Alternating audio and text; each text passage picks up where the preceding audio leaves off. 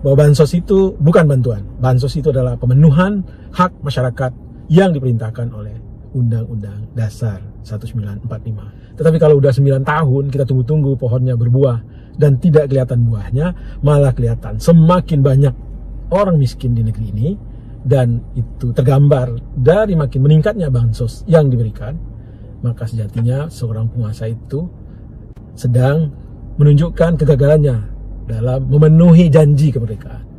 Penguasa yang sombong dengan banyaknya bansos yang diberikan adalah penguasa yang tidak mengerti bahwa dia sebenarnya gagal dalam memenuhi kewajibannya untuk mewujudkan cita-cita proklamasi, yaitu apa?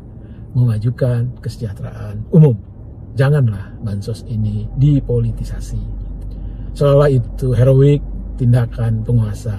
Tidak, sekali lagi bansos adalah kewajiban negara yang harus ditunaikan, dan yang menunaikan adalah siapapun penguasa yang sedang berkuasa. Dan sumbernya dari mana? Ya dari masyarakat pembayar pajak, bukan dari penguasa. Bahkan penguasa sendiri pun hidupnya, fasilitasnya dari masyarakat pembayar pajak.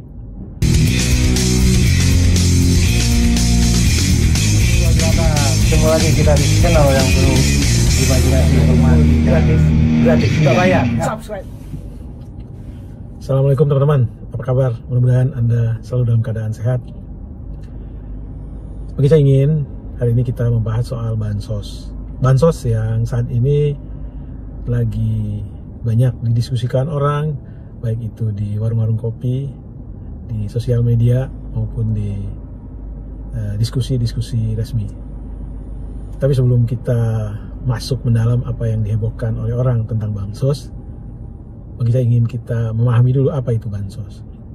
Bansos itu adalah bantuan sosial yang bentuknya bisa natural, berbentuk beras, minyak goreng, Indomie dan lain sebagainya, bisa juga dalam bentuk uang, dan bisa juga dalam bentuk kartu-kartuan. Intinya bansos adalah kewajiban yang ditunaikan oleh negara terhadap warganya karena perintah konstitusi. Itu diatur dalam pasal 34 ayat 1 Undang-Undang Dasar 1945. Yang orang hebohkan saat ini adalah jumlah bansos yang luar biasa di tahun-tahun politik ini. Ada lebih dari 490 triliun rupiah. Kenaikannya 12% dibanding tahun lalu, dan jumlahnya juga lebih besar dari katakanlah anggaran untuk penanggulangan COVID. Dan jumlah tersebut hampir sama dengan beban cicilan bunga hutang yang kita bayarkan di tahun 2024. Jadi jumlah anggaran untuk bansos 496,8 triliun, sementara jumlah beban bunga yang menjadi kewajiban kita di tahun 2024 498 triliun. Ya, lebih kurang segitu. Artinya hampir sama. Bagi saya ingin mengkorelasikan antara bansos dengan cicilan bunga hutang. Jadi begini teman-teman, kedudukan bansos jelas bahwa itu adalah kewajiban negara kepada rakyatnya sesuai dengan perintah konstitusi pasal 34 ayat 1 Undang-Undang Dasar 45. Dan realisasi pelaksananya siapapun penguasa, ya dia wajib pada saat dia berkuasa, seberapa banyak fakir miskin yang ada di republik ini, dan dia wajib memberikan bansos. Jadi sebenarnya bukan bantuan, tapi itu adalah pemenuhan kewajiban. Jadi hak masyarakat yang harus dibayarkan. Itu perintah konstitusi. Itu perikatan sakral kita sebagai rakyat dengan negara. Jadi kalau ada penguasa yang menyatakan atau mengglorifikasi atau playing heroes seolah-olah bansos itu adalah bagian dari kebijakannya, bagian dari niat baiknya, salah. Itu bagian dari pemenuhan kewajibannya selaku penguasa yang kita pilih untuk apa? Menunaikan apa yang diperintahkan oleh konstitusi, menunaikan janji sakral, kontrak sosial antara negara dengan warga negara. Itu satu. Jadi harus dilihat bahwa bansos itu bukan bantuan. Bansos itu adalah pemenuhan hak masyarakat yang diperintahkan oleh Undang-Undang Dasar 1945. Lalu yang kedua, dikaitkan dengan beban hutang tadi atau beban cicilan bunga hutang. Kita tahu bahwa bunga hutang yang kita bayarkan tersebut adalah bagian dari beban karena adanya penarikan hutang yang kita lakukan.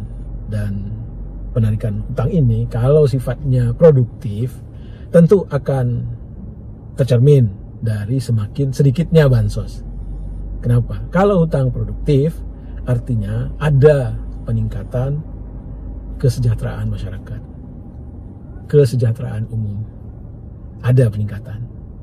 Oh, ada yang bilang bahwa itu katakanlah membangun infrastruktur itu butuh waktu dan segala macam. Ya, kita paham lah, itu seperti menanam pohon. Tetapi kalau udah 9 tahun kita tunggu-tunggu pohonnya berbuah dan tidak kelihatan buahnya, malah kelihatan semakin banyak orang miskin di negeri ini, dan itu tergambar dari makin meningkatnya bansos yang diberikan, maka sejatinya seorang penguasa itu sedang menunjukkan kegagalannya dalam memenuhi janji kemerdekaan. Apa itu janji kemerdekaan? Ada 4 sebenarnya. Melindungi segenap warga bangsa, mencerdaskan kehidupan bangsa, memajukan kesejahteraan umum, dan ikut serta mendamaikan dunia. Lebih kurang itulah. Artinya apa? Memajukan kesejahteraan umum adalah tujuan dari didirikannya negeri ini.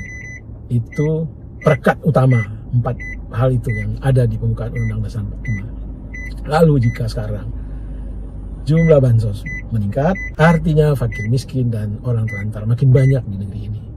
Dan kalau itu keadaannya, penguasa yang sombong dengan banyaknya bansos yang diberikan adalah penguasa yang tidak mengerti bahwa dia sebenarnya gagal dalam memenuhi kewajibannya untuk mewujudkan cita-cita proklamasi, yaitu apa? Memajukan kesejahteraan umum.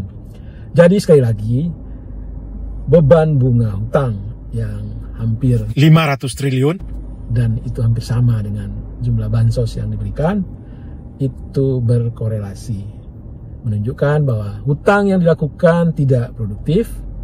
Buktinya apa? Buktinya bantuan sosial semakin meningkat. Dan banyak pihak yang menyayangkan, janganlah bansos ini dipolitisasi, seolah itu heroik tindakan penguasa. Tidak, sekali lagi bansos adalah kewajiban negara yang harus ditunaikan, dan yang menunaikan adalah siapapun penguasa yang sedang berkuasa. Jadi jelas, itu bukan kebijakan, itu bukan bantuan, itu kewajiban yang merupakan hak dari fakir miskin dan anak terlantar. Bahkan di kata undang-undang yang diungkapkan dengan jelas, fakir miskin dan anak terlantar dipelihara. Coba, memelihara itu kan lebih jauh, lebih dalam dari hanya sekadar mengasih bantuan sosial. Dijaga. Pelihara itu dijaga, dilindungi. Itu yang arti dipelihara. Itu kewajiban, bukan bantuan.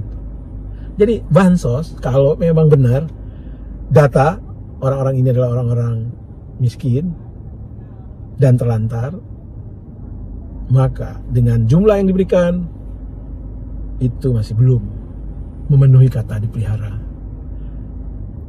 Dan itu bukan sesuatu, sekali lagi, bantuan, bukan. Itu adalah kewajiban. Artinya apa? Hak dari warga yang tidak mampu. Dan sumbernya dari mana? Ya dari masyarakat pembayar pajak.